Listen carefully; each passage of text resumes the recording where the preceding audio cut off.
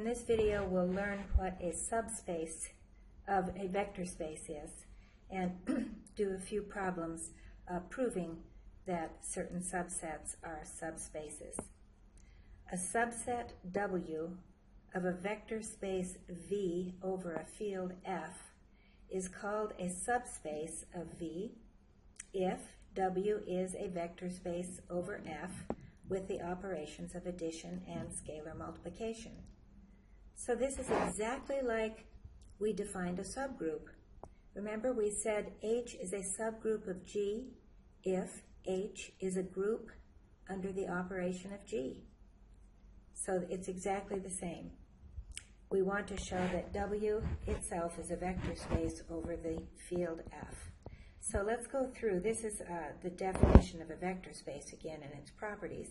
And let's just see which ones do we really need to prove given a subset W of a vector space V. Well, for sure, we need to prove closure. So we will need to prove that for any x, y in W, x plus y will be in W. In other words, that W is closed under vector addition.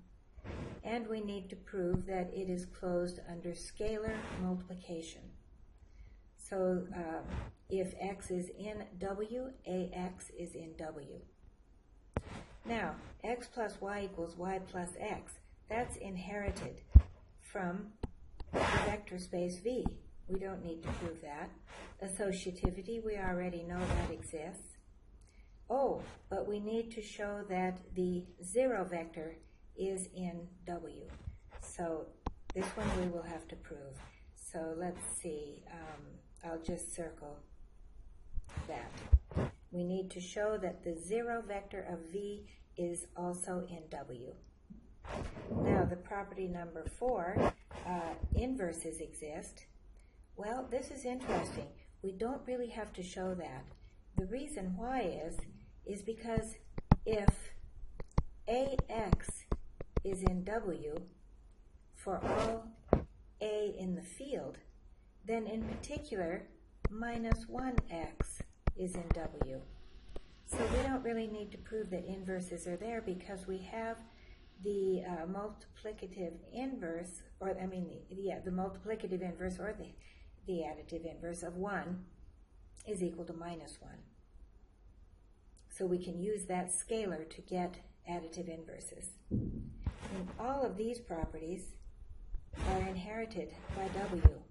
They're true for all vectors in the space, in the vector space. So we only have 3 things to prove. 1, we have to prove closure under vector addition. We have to prove closure under field multiplication or scalar multiplication. And we do have to show that the zero vector is in W. So let's do it for a few examples. Actually, before we do our first example, and those of you who are very familiar with this, please just fast forward to the next screen, to the next slide. But I wanted to review for those of you who haven't had this in a while, what is a symmetric matrix? A symmetric matrix is one where its transpose is equal to itself. And what is the transpose? Well, it's when you make the rows the columns and the columns the rows. You interchange the row and column of the matrix. So for example, in this first one, the transpose of that matrix, I'll make the first row its first column, 1, 5, negative 1. The second row, I will make the second column, and the third row, I will make the third column. So that is the transpose. In a symmetric matrix, the transpose is equal to the matrix itself. And by symmetry, I think of it this way. Look at across the diagonal there. You have symmetry across the main diagonal.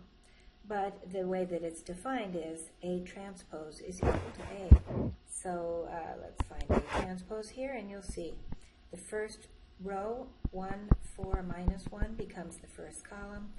4, 0, negative 2, minus 1, minus 2, 3, and you see it didn't change the matrix. So when A transpose is equal to A, we say that it is a symmetric matrix. Another way to say this is that if you look at A sub ij, that's the ijth entry. The entry in the ith row, jth column, that is going to be equal to the entry in the jth row, ith column. This is another way to say that matrices are symmetric. This or this. Both notations will come in handy. One other thing is that, of course, we would not speak about symmetric matrices unless they were square matrices. You have the same number of rows and columns. If you have a 2 by 3, then the transpose is a 3 by 2, so of course it's not going to be equal to itself. Let W be the set of all symmetric matrices in the set of square n by n matrices over a field F. Prove that W is a subspace of V. As far as I'm concerned, we could just change the F's to R for now. It can be any field, but let's just be in the set that you're used to. N by n matrices with real entries. Okay, so number 1, we have to show that the 0 matrix is in that set. Well, the 0 matrix is obviously symmetric. The 0 matrix is in W, let's say. Obviously, A sub ij is equal to 0, which is A sub ji. Number 2, we have to show that, let A and B be symmetric matrices, B and W. We have to show that A plus B is in W. Well, when you add matrices, you add corresponding entries. So here's how we could write this. A plus B, the ijth entry in A plus B, the ith row, jth column entry, is equal to, by our definition of how you add matrices, the ijth entry of A plus the ijth entry of B. And we know that A and B are symmetric, so that is A sub ji plus B sub ji. And adding those together, then we have A plus B, the jith entry. Therefore, A plus B is symmetric. A plus B is a W. And number 3, number 2, remember, that's closure of W under vector addition. And now we want the matrix CA to be in W, where A is a symmetric matrix. So we look at the ijth element, or entry. You know that when you multiply a matrix by a constant, you simply multiply each entry by that constant. So this is the same thing as C times A to the ij. But we are assuming ij is symmetric, so this is C times A, the jith entry, and that is the matrix C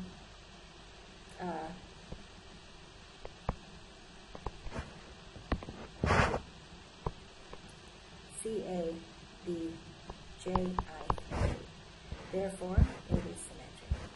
So we say, therefore, CA is in W, and we conclude that W is a subspace.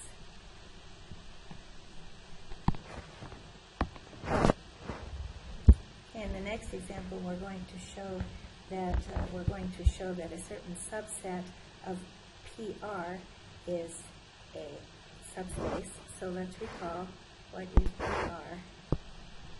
This is all polynomials with coefficients in R. Coefficients in R. We had that on the last video. We've done a problem in class. So this Pn of R is the set of all polynomials with degree less than or equal to n. Degree less than or equal to n. So we want to prove that that is a subspace. So, well, number one is the zero polynomial in there. Well, according to our author, the degree of the zero polynomial is -1. Most authors will call the degree of the zero polynomial minus infinity. I can show you why in class. It's really not very important. But that's certainly less than n. N was a number, by the way, n greater than or equal to 1. So this is less than n, and therefore it is in Pn of R. Number two, we'll let f and g be in Pn of R. That means that the degree of f is less than or equal to n, and the degree of g is less than or equal to n. So if you add them together, the degree of f plus g will be less than or equal to the maximum of the degree of f, the degree of g. And that each of them is less than or equal to n, so the max of the two of them is less than or equal to n. Therefore, f plus g is in Pn of R. And the third, we have to show that if C is in R, and let's say C is in the field R, and F is in Pn of R, we want to show that CF is in Pn of R. Well, the degree of a constant times a function is equal to the degree of the function, of the polynomial. And that is less than or equal to n because f is in Pn of R. Therefore, CF is in Pn of R. And we can say then that P sub n of R is a subspace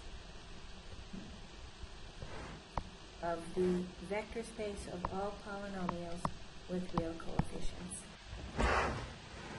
Our next example is the set of all continuous real-valued functions. And we want to prove that that set is a subspace of the set of all functions from R to R. Recall the meaning of F R. It would be the set of all functions mapping R to R, all real-valued functions. All right, so we're going to prove that the set of continuous functions is a subspace. So the first thing we have to do is let's make sure that the zero function is in there. Let's call it, how about z of x equals 0 for all x in R. Certainly that is continuous. I don't think we need to prove that. So the zero function is in the set. 2, we want to show that if we let f and g be continuous functions of a real variable, that their sum is continuous. Well, let's recall what continuous means. A continuous function on the whole real line is one where the limit of f of x as x approaches some number a is equal to f of a for all numbers a in R. That's what it means to be continuous on the whole real line. So in this problem, we know that the limit of f of x and g of x as x approaches a is f of x and g of x respectively. So using that, let's let a be any real number, and we want to know what is the limit as x approaches a of f of x